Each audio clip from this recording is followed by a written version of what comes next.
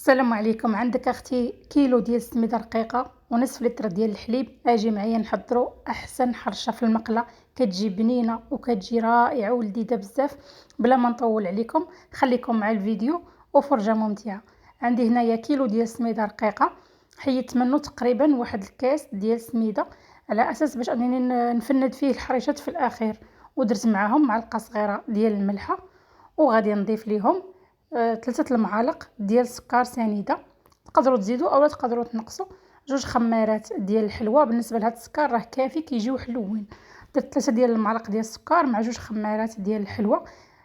كندير النواشف كاملين وغادي نخلطهم. غادي هنايا 2 اكياس ديال السكر الفاني. المقادير كيف دائما غادي تلقاوهم مكتوبين في صندوق الوصف. عندي نص كاس خليط ما بين زبده حيوانيه وزيت المائده. الا كنتو غادي تخدموا بزبده حيوانيه اللي كتكون ميدومه بزاف، نص كاس راه كافي. كنتو غادي ديروا زبده مثلا ديال بواطه ولا شي حاجه، كديروا كاس الى ربع خليط ما بين الزبده والزيت.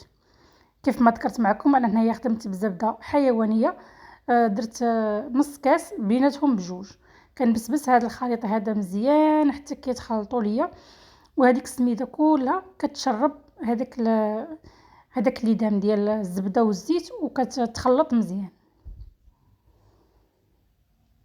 صافي بعد ما كنخلطها مزيان كنضيف الحليب. بالنسبه للحليب عندي هنايا 3 ديال الكيسان.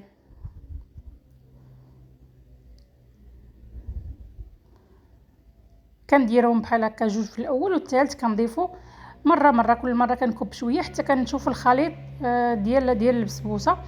هنايا راها كتجي بالقياس ديال 3 ديال الكيسان ديال الحليب، يعني نصف لتر كامل كنضيفو. كتجي على هذا الشكل هذا، ما تخافوش منها واخا تبان لكم انها مطلوقه، راه غير كتخليوها واحد 5 ديال الدقائق كتسيبوها شربات، يعني كتخلطوها بحال هكا غير بالاصابع ديالكم كيكونوا مباعدين على بعضياتهم باش ما تعجنوهاش. غير كتخلطوها بحال هكا، كتدخلوا هذوك الاصابع ديالكم مفروقين في وسط العجينه باش انها تخلط بلا ما تعجن. صافي غادي نغطي عليها ونخليها كترتاح المده ديال 5 ديال الدقائق ولا اكثر، المهم على حساب انكم تلقاوها شربات. وهنا بعد ما رجعت ليها كما شفتوا معايا كتولي على هذا الشكل هذا، كتلقاوها شربات كاع هذوك السوائل. هنا كتاخذوا واحد زلافه كديروا فيها شويه د الماء، وكتاخذوا هذاك الكاس ديال السميده الرقيقه اللي نقصتو في الاول. صافي كتبداو تغطسوا يديكم بحال هكا في الماء وكتشكلوا الكويرات. بالنسبه لهاد الكويرات كيبقى لكم نتوما الاختيار، كبروهم ولا صغروهم. بالنسبه لي انا عندي هذاك السيركل كبير، درتهم هنايا كبارين وخرجت لي تبارك الله كميه كبيره. ملي صغرتوهم غتخرج لكم كميه كبار من هذه. صافي هنايا ضروري انكم تغطسوا يديكم في الماء على اساس هذاك الماء هو كيعطيها هذيك الرطوبه وكتجي محمره في المقله. صافي وهنا غادي نفندهم بحال هكا في السميده، والمقله ديالي راه هي كتسخن. صافي وغادي نحطها نيشان كنقادها في المقله، غير كندوزهم بحال هكا في السميده وكنقادها في المقله وكنخليها كطيب. وحتى الطريقه ديال الطياب حتى هي راه كتكون مهمه بالنسبه لهاد الحريشات هادو. كيف ما ذكرت معكم انا هنا عندي السيركل هذا كبير، هذا علاش كبرتهم. الا بغيتو ديروهم عندكم سيركل صغير اولا شي غلاقه ديال شي قرعه ولا ديال الشكلاط ولا ديال شي حاجه المهم تخدموا بها، الا كانت صغر من هادو غادي يعطيوكم كميات اللي هما كميه اللي هي كبيره. صافي هنا بالنسبه لي انا غادي نبدا نطيب 4 ب4 يعني حتى كيطيبوا هادو عاد غادي نحيدهم. هذا هو القياس ديال المقليه، يعني كتهز اكثر من 4، ولكن انا درت فيها غير 4 على اساس باش نصيب كيفاش نقلبهم، ما نزاحمهمش بزاف باش الا بغيت نقلبهم نصيب اتساع فين انني نقلبهم.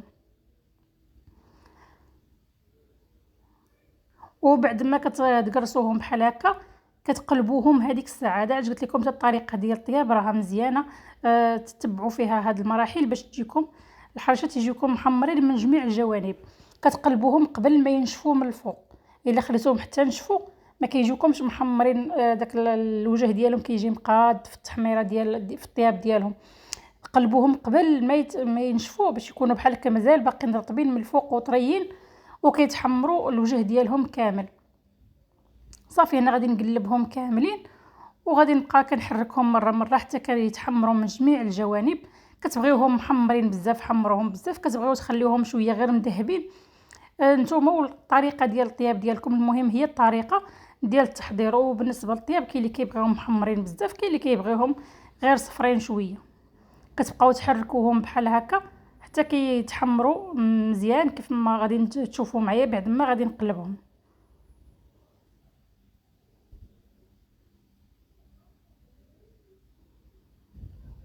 ما تغفلوش عليهم، ضروري انكم كتبقاو تحركوهم. شفتوا الوجه ديالهم كيفاش كيجي محمر كامل، لانهم كتقلبوهم قبل ما كينشفوا من الفوق. صافي، وكتبقاو كتدوروهم بحال هكا حتى كيتحمروا من جميع الجوانب. وكتكون العافيه منقوصه، ما كتكونش العافيه مجهده بزاف وما كتكونش عاوتاني مرخوفه بزاف. صافي، كتبقاو مستمرين بحال هكا حتى كتحمروا من جميع الجوانب. وكيف ما قلت لكم راه نتوما بغيتو تحمروهم بزاف كتحمروهم، بتخليوهم شويه صفرين كتخليوهم شويه صفرين. صافي، هنا بالنسبه لي انا بحال هكا غادي نحيدهم. صافي، وبعد ما كتبغيو ترميو للمره الثانيه ضروري انكم كتنظفوا المقله مزيان، كدوزوا عليها شي سربيته ولا كدوزوا عليها غير الكاغيط بحال هكا، كتمسحوا المقله ديالكم مزيان باش ما يبقاش فيها هذيك السميده اللي كتكون محروقه، باش ما يجيوكمش بحال هكاك الاخرين فيهم السميده محروقه.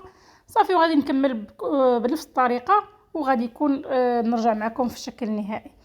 وكان هذا هو الشكل النهائي بعد ما كملتهم كيف ما شفتوا معايا.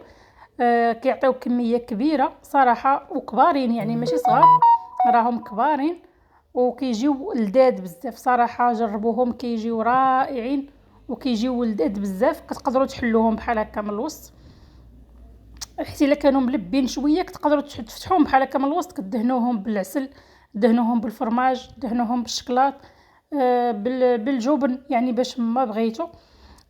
كتعطيهم للوليدات ديالكم بحال هكا في الفطور ولا في الكوتي، كيجيو رائعين وكيجيو لذاذ بزاف. صدقوني الا جربتوهم اكيد غادي يعجبوكم.